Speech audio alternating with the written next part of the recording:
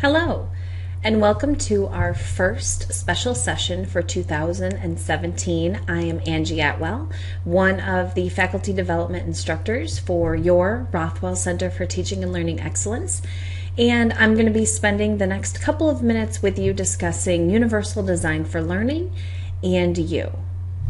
So let's begin with a cute little comic here. Those of you who may not know me very well may be surprised to learn that I am from Western New York. And so as being someone who is certainly no stranger to snow, I found this comic to be particularly interesting. And you can see here that there's a gentleman who's working very diligently to remove the snow from the stairs so that the students can get into the school or the gym or whatever it is. And someone who is needing to use the ramp, who's in the wheelchair, is saying, well, could you please just shovel the ramp? And the gentleman says, yeah, I will. As soon as I get the stairs cleared, I'll clear the ramp. And the person who's in the wheelchair simply says, yes, but if you would just clear the ramp, we can all get in. And that really sums up Universal Design for Learning. We all have a role in Universal Design for Learning. Sometimes it just requires looking at things in a different way. So what is Universal Design for Learning? Well, it was defined by the Higher Education Opportunity Act of 2008, and it was really aimed at fixing the curriculum and the way we teach rather than the students. So Universal Design for Learning is a framework for guiding our educational practice, and really it provides flexibility in the ways information is presented, the ways students respond and demonstrate their knowledge and skills, and the ways students are engaged. And really those make up the three pillars of Universal Design for Learning, which has provided the backbone for this presentation.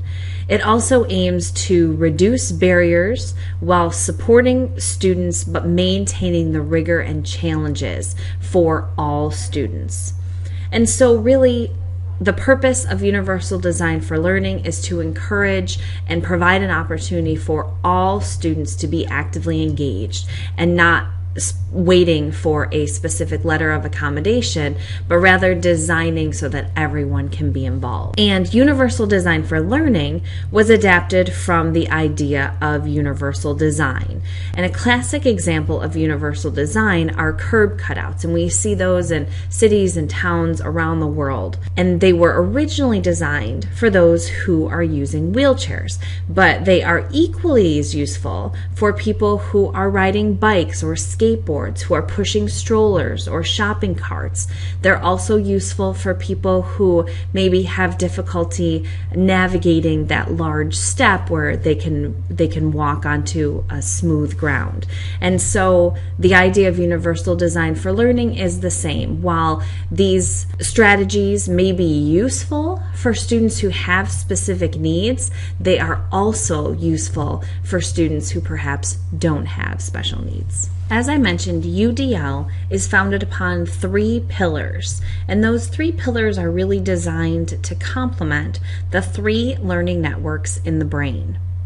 So the first learning network in the brain, the affective learning network, is really associated with the third pillar and the need for providing multiple means of engagement. And this is all about recruiting interest, sustaining effort and persistence, as well as self-regulation. The recognition learning network in the brain is associated with the representation pillar for Universal Design for Learning. And this is all about perception, language, expression, and symbols, as well as comprehension. And then the strategic learning network in the brain is associated with the opportunity to provide multiple means of action and expression. And this is all about providing students with opportunities for physical action, expression, and communication, as well as executive function, which we know includes the cognitive processes of attention, working memory, reasoning, problem solving, and planning. And we will go into these three pillars with a little more detail and some specific strategies you can use in your own classes. So what does this all mean? Universal Design for Learning is focused on mastering the learning process. We want to develop expert learners. That means resourceful and knowledgeable learners. And those are, of course, affiliated with the recognition part of the brain representation pillar. We want our students to be strategic and goal-directed. Of course, that is affiliated with the strategic part of the brain and the action and expression pillar. We want our students to be purposeful and motivated, and that is the affective portion of the brain as well as the engagement pillar. We want to design learning experiences that meet the needs of all learners and not necessarily just individualizing for specific needs.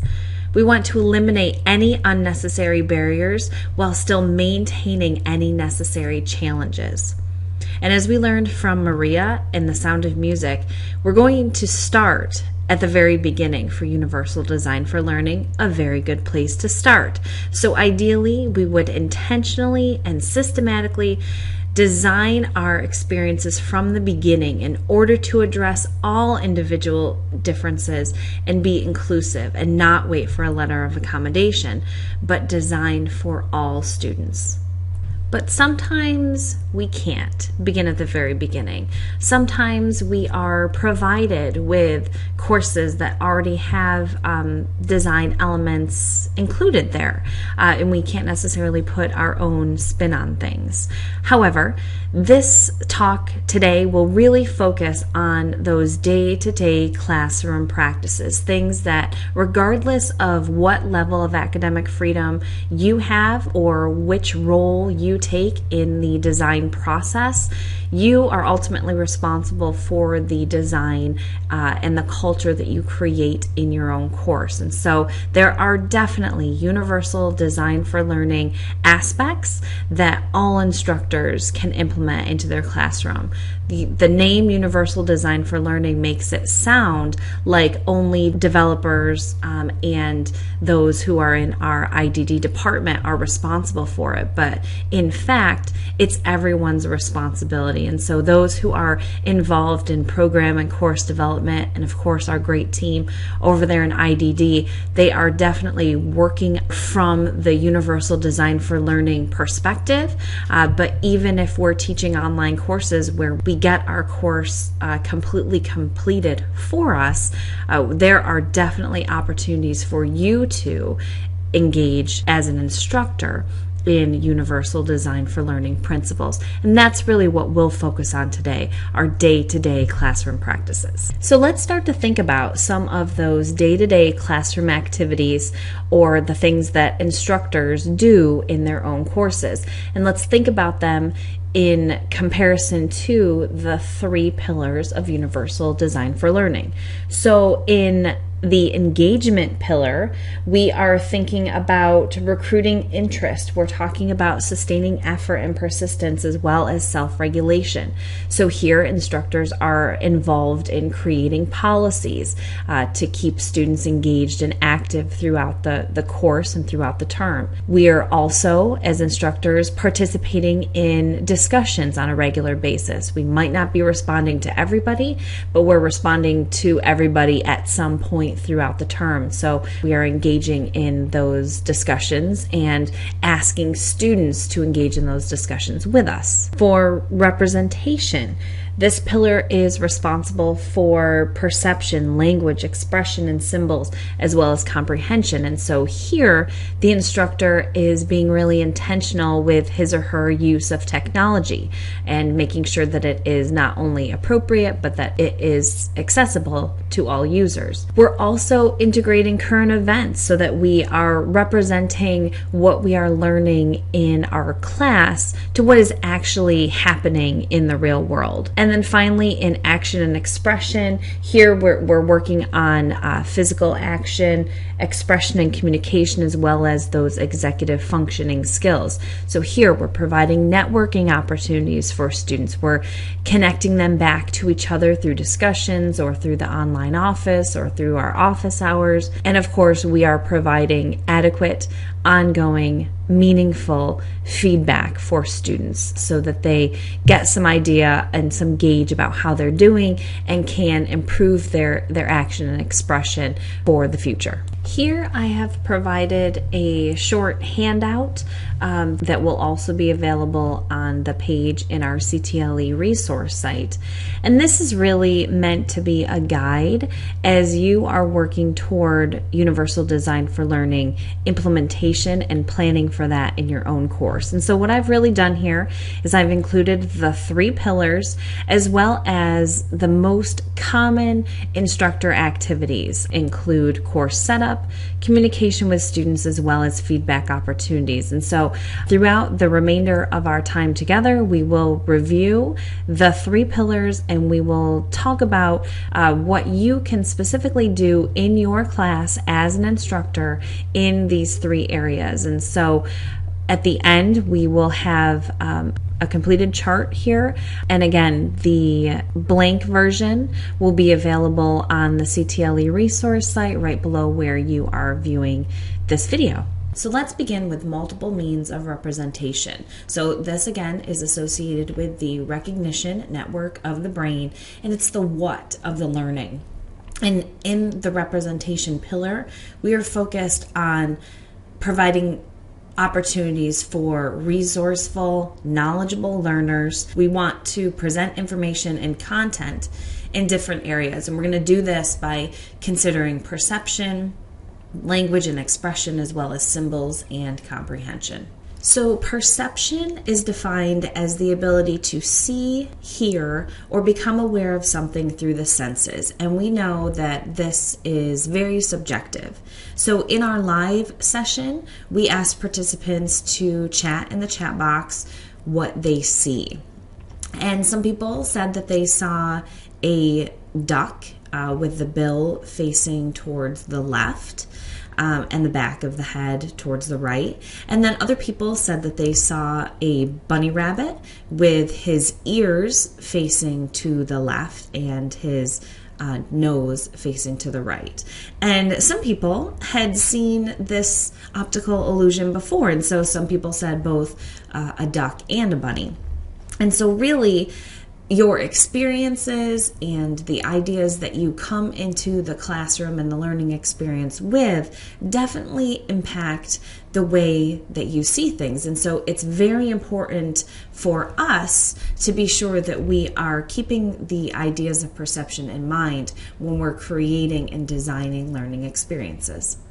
We want to be sure that the key information is equally perceptible to all learners and that what we are communicating is received in the same way by everybody. And so our goal is clarity and comprehension. And so for this, we want to anticipate questions. We want to put ourselves in the student's position and make sure that we are planning for clarity and being sure that the message that we are sending is what is actually received. We also want to consider language, expression, and symbols when we're considering Universal Design for Learning elements. And really, this breaks down to providing options. And so we want to be sure that the content that we provide is customizable. And in most cases, this is part of the LMS. It definitely is part of Canvas. But when you are providing some supplemental materials, you want to be sure that they're provided in a format that students can customize. So you want to be sure that the color is appropriate as far as accessibility is concerned. You want to be sure that students can manually change the size or the font or the contrast. And this is definitely something that you want to consider if you are providing supplemental or including PowerPoint presentations inside of the modules within Canvas, or even emailing them or sending them out in announcements. And so you can use the accessibility checker within PowerPoint, and that will show you the areas of opportunity, the areas that you can adjust to ensure that the document is accessible. I also recommend using the outline mode for students and training students on the uses of that. Students can take your PowerPoint and they can take what you already have and create their own notes from there. So that's a really useful Universal Design for Learning strategy for students who maybe want to take their own notes. You also want to be sure that you're providing alternative text. And for any images or anything that a screen reader might have difficulty looking at, you want to be sure that you are including some description of that is concise and accurate.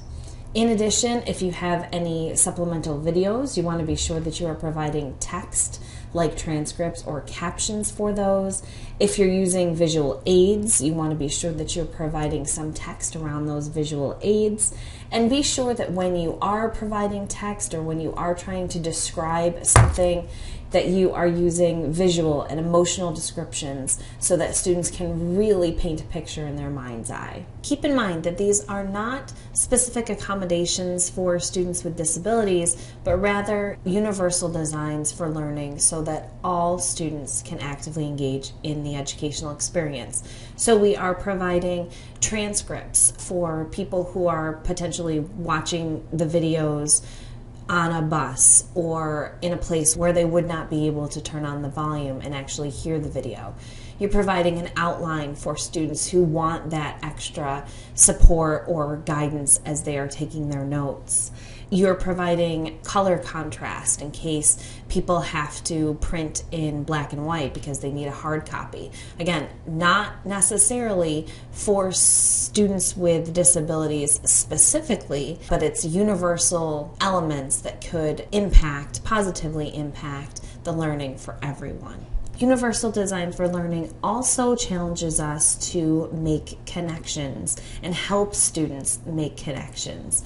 We want to connect what they're learning to their background knowledge. What do they know? What do they want to know? What have they learned? We want to provide analogies or metaphors so that students can really connect to the content. We want to provide some cross-curricular connections for students. So the reality is some students that are in our classes might not love the content that we're teaching. But if we can connect it to something that they do love, they're going to learn our content. And it's important for us to consider the big picture. Be sure that we are working for that ultimate goal, which is transfer and application in a real life situation beyond our classroom. And so we want to be sure that we are providing opportunities for students to make those connections and that we are facilitating that growth. And here is our Universal Design for Learning planning chart for the first pillar of multiple means of representing content. So we talked about course setup. We talked about the need for customizable content. We also talked about communication with students and using a variety of mediums when you are communicating your content. So we talked about some videos, some text, some other web opportunities. And then for feedback, we talked about ongoing feedback opportunities. So connecting to their real life. What do they know? What do they want to know? What have they learned? How are things working for you? And making sure that that transfer is happening. Our second pillar for Universal Design for Learning is multiple means of action and expression. This is associated with the strategic network of the brain, and it's the how of learning. So learners differ in the ways that they can navigate a learning environment and express what they know. Online learners choose the online format for flexibility, but they might not be ready for the text-heavy design. So students are spending a lot of time reading, participating in the discussions, and then writing papers in online courses.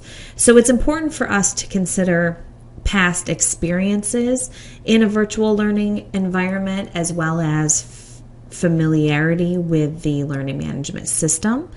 It's important for us to consider potential language barriers, and this could be students who are learning English as a second language, but we also use jargon and sometimes a different language in our courses, and so it's important for us to consider those type of language barriers as well as the students' preferences for expression. Some students may feel really comfortable getting up and talking in front of a class where they might not feel as comfortable writing papers or contributing to discussions. So it's important for us to be sure that we are providing multiple means of action and expression in our courses to ensure that all students are able to actively engage. And basically, this boils down to our responsibility as instructors to provide options. So this first option I have here for you is differences in assignments. And I know that it's not always possible for us to change assignments, especially if we are teaching an online course here at Embry-Riddle, but it's important for us to consider some of the things that we can do within the constructs of our online course. So, of course, the most common assignment that we have in an online class is a text-based assignment, but we also want to consider multimedia assignments, and we know that we want to create resourceful students, and providing multimedia assignments gives students an opportunity to look for links or look for videos or look for peer-reviewed materials. We should also consider performance assignments. We know that create is the highest order in Bloom's taxonomy, and so if we want students to use those higher order skills, we have to be sure that we are providing opportunities for them to. Social and interactive assignments are also important, so we definitely accomplish that through discussions, but we want students to build a community, and they can do that through social media. They can do that through some additional web materials. And then finally, there are project-based assignments. And we know that our number one priority is to ensure that students are transferring and applying what we're learning. So what better way to do that than a project-based assignment? And so many of our courses already include case studies or interviews or some sort of analysis about real-world activities. For those of you who are maybe not developers or maybe not intimately involved in designing assignments, you might want to consider some optional ungraded assignments. So students already have access to the student lounge, which is generally not monitored by the instructor, but they also have access to the online office in Canvas. And this is a great place to share resources, to ask questions, to dig a little bit deeper. And it's here where students can really provide some additional resources for other students to look at, get some peer feedback from students, and really just delve a little bit deeper. Now, of course, if it's optional and ungraded, not everyone is going to participate, and that's okay. The ones that want to will, and that's where we're really going to be able to provide some options for students. We also want to think about some options for providing feedback. And of course, the instructor feedback is necessary and required in all of our courses here at ERAU, but there are some additional options and some different ways that we can integrate universal design for learning within our feedback practices. So it's important for us to also consider peer reflections and an opportunity to connect with other students, to create that sense of community, to get some feedback from someone who doesn't provide their grade, and to get some feedback from people who are diverse, who are coming at the project or the presentation or whatever the deliverable is from a different perspective. It's also important for us to integrate self-reflection opportunities for students. So an opportunity for them to set some goals for themselves and revisit them in the middle of the term and then at the end of the term, for us to make those connections or help students make those connections so that they can really think about why they're in this class, why they're in this program, and what some of their goals are. And of course, we want to integrate formative feedback opportunities, and these are useful for both the instructor and the student. So as far as the student is concerned, providing some formative feedback if they've got a large project. Perhaps consider submissions that are set throughout the term where students can get some formative feedback so they can make sure that they're on the right track and that they don't get to the end of the road and they have gone completely off the rails. It's also important for instructors to get formative feedback. We know that those end of course surveys are very useful and they definitely help plan effective experiences moving forward. However, they don't impact the students that provided the feedback. So if we as instructors can make sure that we are asking our students regularly throughout the term about how things are going, how things can be improved, how they are accessing the materials, how they like some of the technology that we've used, get some feedback so that we can make changes that impact their experience and their learning. At the end of the day, feedback is the most important thing in the class. It is the way that all instructors can make the biggest impact. And so we want to be sure that we are personalizing it as much as we can, that we are making it memorable, that we are making it meaningful, and that we are, of course, providing options. And finally, we want to consider options when we are communicating with students. In addition to feedback, communication with students is also a great area of opportunity for instructors. So we want to be sure that we are providing a variety of communication methods for our students, but we also want to be sure that whatever we are using is easy for students to use. And so we have all learned about death by email. So many people are emailing all day long and our inboxes are just inundated with messages. And so what we want to do as instructors is have our message stand out a little bit. So there's an app for that. Actually, there's a lot of apps for that. So I know that a lot of instructors have used WhatsApp, they've used Remind, they've used a lot of different apps that students have integrated right into their daily lives because they've got their phones with them all the time, and they are able to actively engage in the class without having to go into the class. They're able to get and receive your message without having to put in a whole lot of effort. It's also useful to host virtual office hours. All courses at Embry-Riddle also have a virtual office with an Eagle Vision attached to their course. So you can connect face-to-face in real time, which can be really meaningful for some students. Also, phone calls are sometimes underutilized and underrated. If you can pick up the phone and contact a student and make a personal connection, go that extra mile, that can really make a big difference with a student. So maybe you're checking in at week 3 and you've noticed that a student has some assignments that are late, and you make a personal phone call. You are communicating how much you care, how much you want that student to succeed, and that you are part of that support system. And then also you can create your own videos really easily. You can embed them in announcements, you can embed them in the feedback. You can communicate in a variety of ways and be sure that you are reaching out to students in ways that are meaningful and useful for them. And here's our Universal Design for Learning implementation plan for the second pillar, multiple means of action and expression. And in course setup, we talked about using a variety of communication methods, so phone calls, apps, virtual office hours. For communication with students, we talked about optional ungraded assignments in various formats. We also talked about choice of submissions if you have that ability within your course, so that students are able to submit with different mediums.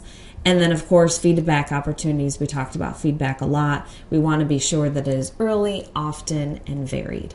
And our third and final pillar is multiple means of engagement, and this is related to the effective learning network in the brain, and it's the why of learning. So again, students differ in so many ways. They differ in their motivation for participating in this educational experience. They differ in their preference for participation. They may want to actively engage online. They may prefer to be face-to-face. So typically, we think about those who are enrolling in our courses as those who desire or who need the flexibility, who can't spend a couple nights a week in class. So we think about the busy mom who's seeking a promotion, or we think about the airplane pilot who has a fluctuating schedule and then can't meet for a class time every week. Or we think about military personnel who could be deployed. But there can also be students with disabilities that are in our classrooms that prohibit them from leaving a hospital or a home. And so flexible meeting times might not be as important for them. They just want to engage in an educational experience. So regardless of the background or motivation or preferences of these students, they're all in your online class. And so now it's up to you to get them to engage. Even once we have our students in our classroom, we are still competing for their time and energy. We have students who are coming to our classes that have family obligations, that have community obligations, that are thinking about work expectations and obligations. And so we really want to be sure that when our students are with us, whether it's synchronously or asynchronously, that they are actively engaged. And so your course must meet the needs of students and interest them. We want them to be as interested in your content in your course as this cat is in this with this little bug. So in order to gauge interest, we can utilize polls. We can have students create and complete reflections. We can open up our online office and have an opportunity to have some face-to-face discussions. We can use those ungraded optional discussions as a way to kind of springboard into different kind of conversations, or maybe conversations that are a little more tailored to the student's needs. I would recommend using your roster to keep notes about your students, keep notes about their preferences, their motivations, their goals for the class, so that you can bring those up and use those in your communications with students, again, to keep them interested, to keep the learning authentic. In order to keep it authentic, we want to be sure that we are connecting our content and the concepts to the students' real life. So ask them, how does this concept or how does this content apply to your real life? Even if it's not exactly tied to the assignment, you can, through your engagement in those discussions or through your feedback or through your formative feedback, you can provide that guidance and that additional support for students. And so finally, it's important for us to create a sense of community within our online learning experience. Community is important for everyone. Online learning can feel isolating. A lot of the assignments are independent. We are asking students to connect it to their real life, but we also must recognize and remind students that they're in this class with a bunch of other people who are going through the same thing. So we want to create a safe space, a space where students know that it's okay to engage, where everyone is going to follow the rules of engagement and proper netiquette, but it's also a place for inclusion where all students are valued and all students are learning. We want students to put in a good amount of effort. When the community is counting on you, sometimes we step it up. And so if we can create that sense of community and remind students that others are depending on them for group projects or for discussions or for good conversations that will lead to bigger impacts in their workplace, we'll see better things from students. And so we can build this community by fostering collaboration and ensuring that students have an opportunity to reflect. And so here is the final pillar in our Universal Design for Learning implementation chart for engagement in learning. And so under course setup, we talked about gauging interest. We talked about using your roster when you're getting information from that introduction to gather some information about students and use that to tailor your responses and your communications with students.